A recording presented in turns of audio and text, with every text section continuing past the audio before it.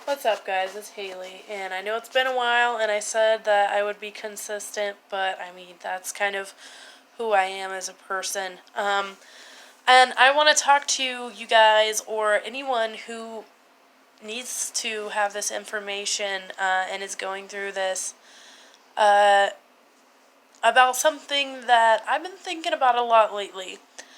In a couple of days, will mark 10 years since my dad died of cancer. And what I want to talk about specifically is different types of grief. When we think about grief, typically, we think about what we do after a person dies or after some event happens. And, you know, I've been to grief counseling in a group, and I've been to regular counseling, and I've never heard anyone talk about this. Uh, so, for me, I think that I didn't cry at my dad's funeral because, in a way, I had already grieved for the last 3 years of my life. I was 15 years old and I just watched my dad just wither away and, become a completely different person because of this sickness. And it was so unfair. I was going through puberty, and that's already hard enough in high school, not having a lot of friends, and then having to come home each day wondering if, when I get off the school bus, is my dad alive inside the house or is he dead inside the house? Because that was a true fear of mine. And why I think this is so important to talk about is when you live with someone and love someone or know someone who's close to you who has a terminal illness, and there's nothing that can be done about it, and you all know what's going to happen. At least in my family, it was me, my younger brother, my mom, and my dad. And it completely changed the dynamic of our household. It became something completely unfamiliar, barely eating dinner together, never seeing dad, and when you did see him, he didn't have anything nice to say. And we all kind of fucked off and did our own thing, and didn't really handle it in the most healthy way possible. But like I said, no one prepares you when someone finds out that they have cancer, for what your family life is now going to become. Um,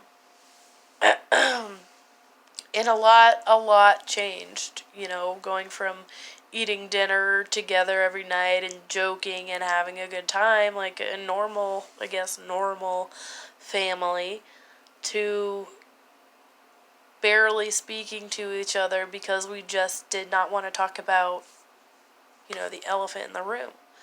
So, when his funeral happened and when I heard the news that he did die, I didn't cry, and I didn't cry at his funeral when everyone else did.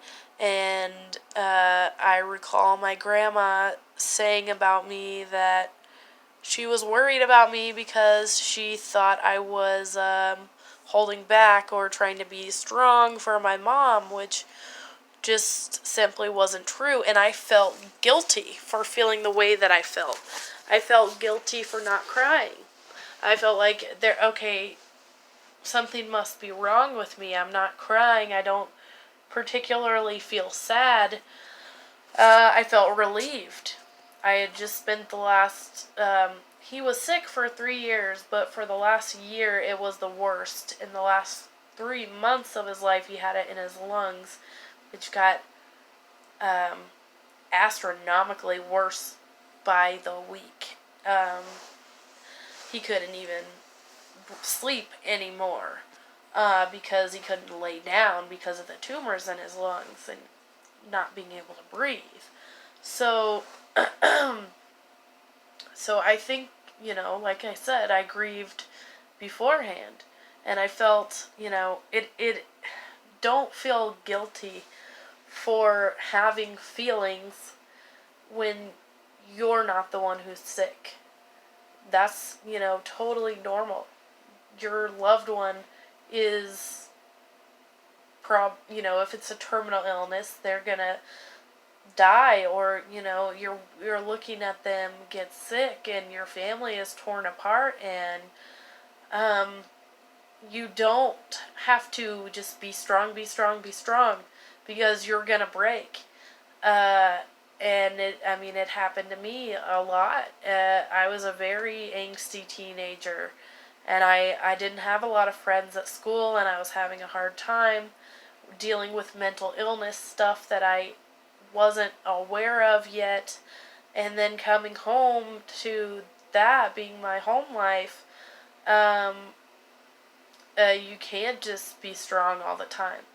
It's not wrong to have feelings when this is going on, and you're not the one who's sick. Um, but I think I'm not a doctor, and I'm not a psychologist, and I don't have a degree, but I really think that this needs to be implemented in grief counseling, because almost everyone I've talked to about this um, has felt the same way that I do. And when my dad died and I didn't cry, I felt guilty for not crying at his funeral. And I'm like, God, everyone probably thinks that I'm just so, like, I don't care or something, when that's not the case. My family and I have just grieved since my dad got sick, since we found out that he had cancer. We've been grieving. Because somewhere in the back of your mind, even before the diagnosis of death, um, you know that that's a possibility. And it's, I think I don't have a lot of time right now, but I think this is something that I can uh, delve into a lot more. Especially on the topic of grief and the different types of grief, because I've been through a lot of it in my short life so far. And I'll go through more. And this is something that humans need to learn how to better deal with. And just like this topic, the I don't know, maybe it's implemented in other places, and I don't know what to call it, like the pre-death grieving, when you know that your loved one is going to die, and you watch this long, slow process of them being sick and getting worse, and uh, that is grief to me. That's the hardest part of loving someone with a terminal illness, is not them dying. Um, it's living with them and taking care of them, and as a caregiver now, that's just ironic to me that this would end up being like my career, that I take care of people who are dying or sick. But I think we can expound on this more. I just don't have a lot of time right now. But I intend to get back on this topic soon.